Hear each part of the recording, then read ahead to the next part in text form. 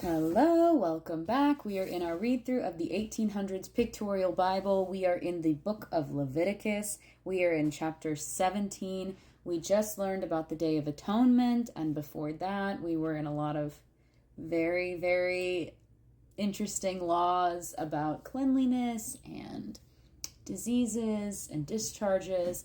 But we just learned about the Day of Atonement. We're moving forward. The Lord is going to speak to Moses again. There's a lot of speaking to Moses from the Lord over all of these books. So grab a Bible, read along with me. Let's dive into Leviticus chapter 17. And the Lord spake unto Moses, saying, Speak unto Aaron and unto his sons, and unto all the children of Israel, and say unto them, This is the thing which the Lord hath commanded, saying, What man soever there be of the house of Israel, that killeth an ox or lamb or goat in the camp, or that killeth it out of the camp, and bringeth it not unto the door of the tabernacle of the congregation, to offer an offering unto the Lord before the tabernacle of the Lord, blood shall be imputed upon that man. He hath shed blood, and that man shall be cut off from among his people. To the end that the children of Israel may bring their sacrifices which they offer in the open field, even that they may bring them unto the Lord, unto the door of the tabernacle of the congregation, unto the priest, and offer them for peace offerings unto the Lord. And the priest shall sprinkle the blood upon the altar of the Lord at the door of the tabernacle of the congregation, and burn the fat for a sweet savor unto the Lord. And they shall no more offer their sacrifices unto devils, after whom they have gone a whoring. This shall be a statute forever unto them throughout their generations. And thou shalt say unto them, Whatsoever man there be of the house of Israel, or of the strangers which sojourn among you, that offereth a burnt offering or sacrifice, and bringeth it not unto the door of the tabernacle of the congregation to offer it unto the Lord, even that man shall be cut off from among his people. And whatsoever man there be of the house of Israel, or of the strangers that sojourn among you, that eateth any manner of blood, I will even set my face against that soul that eateth blood, and will cut him off from among his people.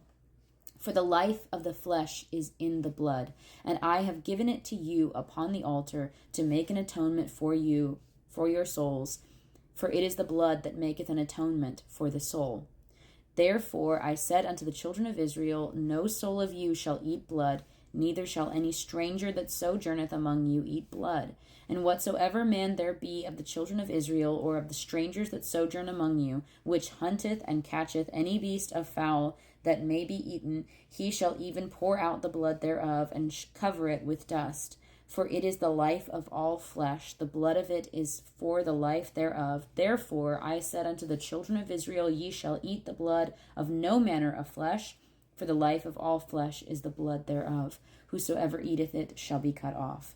And every soul that eateth that which died of itself, or that which was torn with beasts, whether it be one of your own country or a stranger, he shall both wash his clothes and bathe himself in water, and be unclean until the even, and then shall he be clean. But if he wash them not, nor bathe his flesh, then he shall bear his iniquity. So, it is very important to God where you sacrifice. He has given all this instruction about how to sacrifice and how to bring it to the tabernacle. So it's very important that that instruction is followed. And we get a long stretch here talking about how important it is to God to not consume blood, and how important blood itself is. For the life of the flesh is in the blood, and I have given it to you upon the altar to make an atonement for your souls. For it is the blood that maketh an atonement for your soul. That's verse 11. What better verse to read in Holy Week?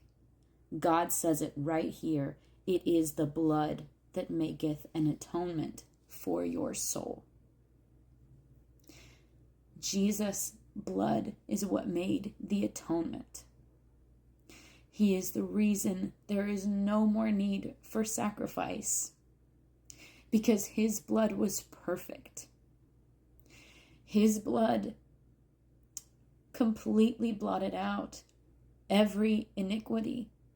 It wasn't just good for a peace offering or an atonement offering or a wave offering, any of the many, many offerings we have read about.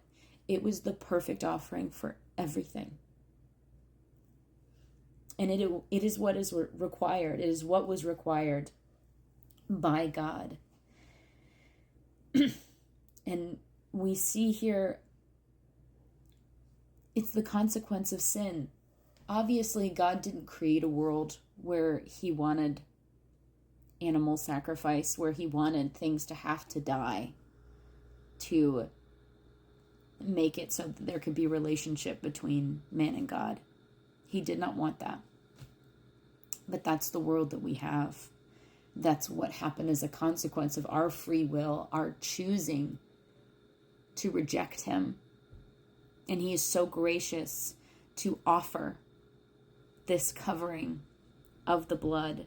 And it's so important to him that it only be for that it not be ingested, that it not be something that defiles, but that it is only something that brings life.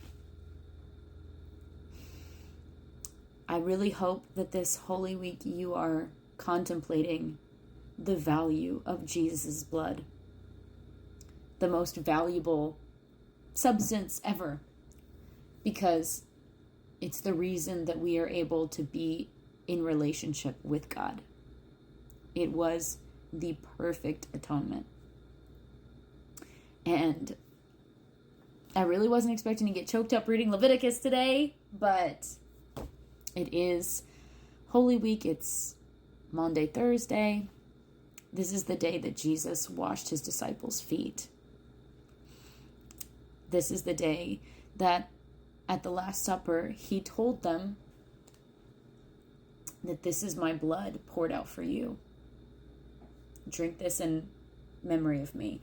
Now, the Catholic Church believes in a literal transformation of the wine into blood. I don't think Jesus meant it that way. I think it was symbolic. Clearly, Jesus loved the law. He really did. He quotes the law so much throughout his time teaching. And surely Leviticus would be completely imprinted on him. And this about the don't eat blood, I don't think he meant that it's going to literally turn into blood. He just meant it was a representation of his blood poured out for us. A way for us to remember that he shed his blood for us. So I hope that you're contemplating that today, this Holy Week. And most of all, I hope that Jesus is speaking to you and that you are open to hearing from him, because he is the way, the truth, and the life. And there is no way to the Father but through him. Lord bless you and keep you. May his face shine upon you and give you peace this Holy Week. Lord willing, we will be back tomorrow for more Leviticus.